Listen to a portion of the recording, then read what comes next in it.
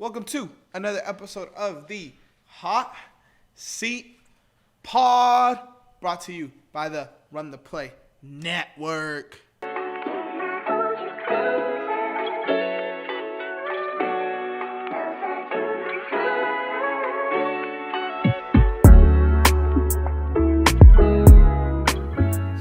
All right, boys, simple. You read the title. I'm charged up, man. Today we're going to be talking about the 5 things that piss me off the most in the game of football, specifically talking about this season, okay? We're going to try to keep it specific with this season. I'm probably going to rant a lot, so we might not stay there, but we're just going to talk about some things that are pissing me off this season. My honorable mention is snap counts. This McCaffrey actually hit his under for me this week. That's why I didn't make it an issue.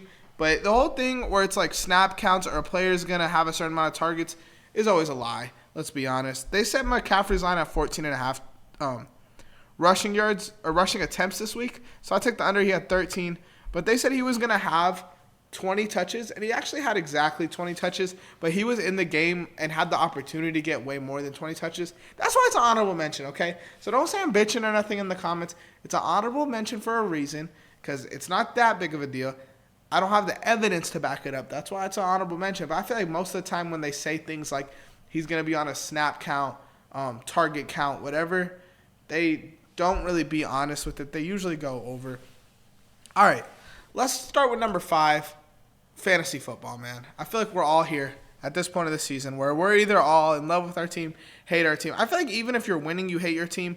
I pulled up my fantasy football so I could talk about it. I have a game going on right now that's going to decide my fate. If Kyron Williams, Cooper Kupp, and Tyreek Hill don't combine for another 3 points, I'm good. How likely is that? I don't really know. But I have Jonnu Smith, so maybe we could get a Jonnu Smith touchdown. We were really close to that. Of course, I go against Joe Burrow this week. Of course, I go against Tyreek Hill the first week. He scores a touchdown. So it's just... It's frustrating if you're a part of my program right now, a part of my fantasy football circuit, whether that's Dynasty, whether that's really any of my fucking things. So I'm just going to go through my team. I started Brian Thomas this week, 3 points. I started Cooper Rush this week, negative 1.6. I had Ricky Pearsall on my bench who I could have started. Malik Washington finally had a week. I would never start him, though. Wandale, should have started Wandale, should have started Ricky. Ricky, you never really know. But Wandale should have been a start for sure. That would have been 10 points. That would have made me not have to give up like 15 points in 19 minutes of action. That's way more realistic. I actually am dog walking one of my other leagues because it's like a work league. No money involved. My old job. They don't really know ball. But shout out to you guys for listening to the episodes, because I know y'all do that. But y'all listen to it so you can learn ball. So that's why I feel like y'all don't really know ball like that. But, of course, I play against Joe Burrow in Dynasty. In my main money league, when I am trying to make the playoffs, there's literally in this league 3, 4, 5, 6, 7, 8, 9 teams. 9 teams in a 12-team league that are 1 win apart. And this week, of course, I play against Burrow and Chase. Of course, I play against Chuba Hubbard. Everyone else on his team really didn't do shit. But, of course, I have to play against, like, the 3 top fantasy scorers this week and have me sit. Not to mention, this was a dumbass move, but I think I hate the Bengals. This might be my first time saying it, but this is a negative episode. I think I hate the Bengals, bro, because I traded Jamar Chase and a first-round pick this season for A.J. Brown and James Cook. My thought process was A.J. Brown could produce the same amount that Jamar produces, and I won't be able to draft a running back as good as James Cook. Obviously, Ashton Jeanty could be that. But I'm going to play my chances and say James Cook is a lot safer of an option. And I think Ashton will probably be the number 1 pick in this draft, in this Dynasty League. I just get the vibe of it. So I am not going to I'm not going to get a quarterback or running back better than him. I don't think. Damn, Puka just got killed. Speaking of Puka, let's go to my number 4 take. And this might be a general sports take in general, but this last Sunday I spent my first time, I guess, in Houston.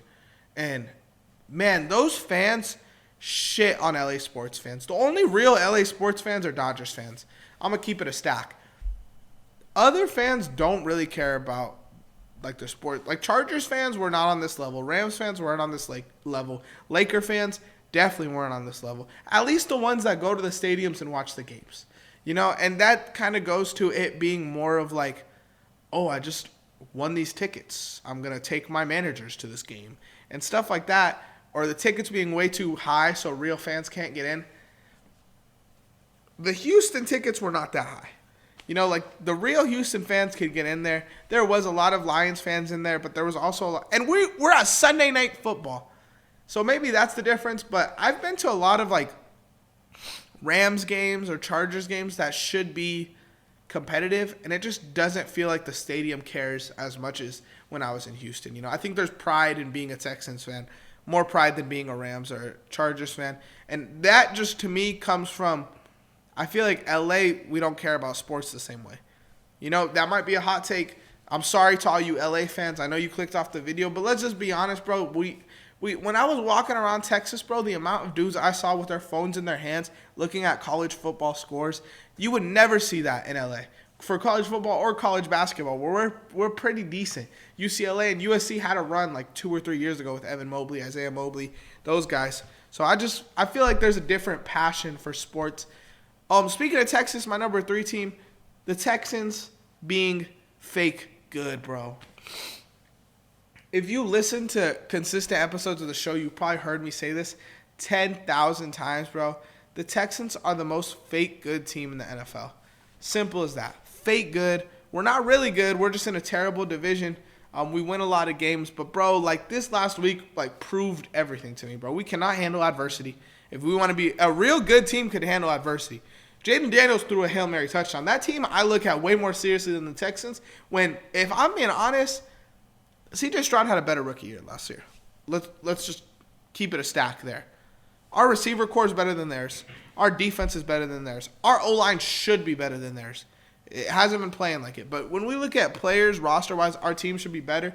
We're just not a real good team. You look at any team in the NFL, really, and if we're going off Madden ratings, it's hard for them to stack up against us, but we just are fake good. We can't handle the adversity, and it's just so frustrating, man. Bobby Slowick needs to get out of there, man. We run on passing downs more than any team in the NFL.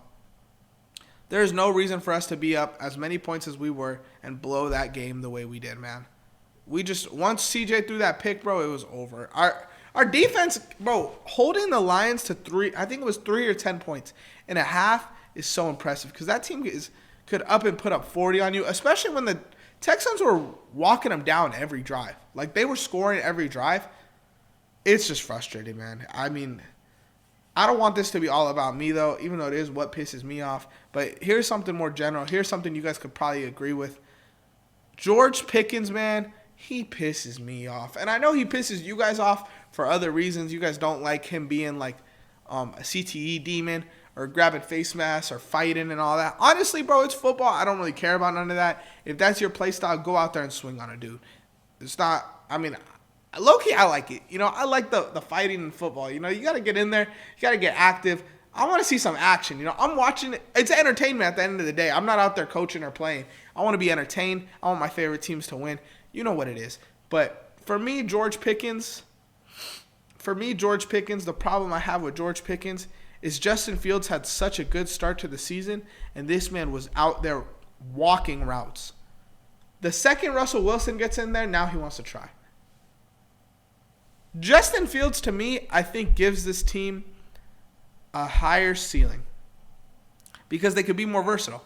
Now you could run a little bit more. He doesn't have the arm of Russ, sure, but I don't think of this team as some sort of deep route cooking team. Justin Fields could get it done. I don't know why Pickens didn't like him. Maybe it's a practice thing. Maybe he's a football player. He understands what he needs more than me, obviously. But at the same time, bro, if you ran your routes hard, your season would have started off completely different, bro. George Pickens really is one of them guys. He could be in that tier of maybe not a Jefferson or a Chase, but in the Tyreek CDs of the world. I truly believe he could be in that tier when it comes to straight talent, but he just don't want it, bro. And it's just so frustrating to me. Like, you got to go out there and hoop, bro. Please go out there and hoop. I'm rooting for you, bro. And it's not even a fantasy thing, bro. For me, when I talk about sports, bro, like, I love having a platform and using my platform because I love looking back on things and saying, damn, I said Pickens could be as good as Tyreek Hill and CeeDee Lamb, and he was. Like, I said the Cavaliers were going to be the 1 seed in basketball. They're the 1 seed in basketball, bro. I'm proud of that take. I'm proud of my George Pickens take. Same thing with Michael Pittman. I don't have him on this list, but Michael Pittman was a dude I was high on in the offseason, and he just hasn't amounted to shit. George Pickens, though, I think is a more talented wide receiver, and I think effort is the reason he's not as good, while Michael Pittman, on the other hand, might be a skill issue. But the number one thing that pisses me off more in football, I'm praying right now, please don't come after me, the Raiders. The Raiders just in general, bro. The Raiders, I feel like in the last 8 years, they finally have a direction, but it's like, can you draft a quarterback this year with the team you have, bro, and expect, like, obviously you're not expecting success as a team, but could you expect the quarterback to thrive with that weak-ass O-line with no receiver core, with Zamir White as your running back one? Like, this team has nothing, really. Don't stab me, Raider fans. I know how y'all get down. I respect you guys. But they just don't. They don't do it for me, bro. They really don't do it for me. Like, you cannot draft a quarterback next year in this system and expect. Look at Carolina, bro. And Carolina at least has some things you could point at for Bryce Young. Like, if I'm a quarterback or if I'm an agent, I'm saying we don't want to get drafted to Vegas. I almost said Oakland. But, like, why? And then even before that, bro, like, you signed Devontae there so he could play with Derek Carr, and then you trade away Derek Carr. Like, that's messy, bro. That really is messy. Like, the Raiders they just piss me off, bro. They shouldn't be an organization anymore. Change the name, sell the team, all that. But you guys let me know at home what pisses you off the most. Comment that down below. Make sure you guys like, subscribe, and follow. But most importantly, run the play. We want to give a huge shout out to Boom Fantasy for sponsoring this episode. Boom Fantasy is a betting app like something you have never seen before. Their pick and spin feature allows you to cash out up to 500 times your money on a 2-leg parlay. If that's not your style, they have a traditional pick 'em as well. You can play with different stat odds and different payout odds that'll shift accordingly. Sign up with Boom with the link in the description or use code RTP when signing up for a risk-free $250 bet. Simple, fun, daily fantasy sports. Gamble responsibly.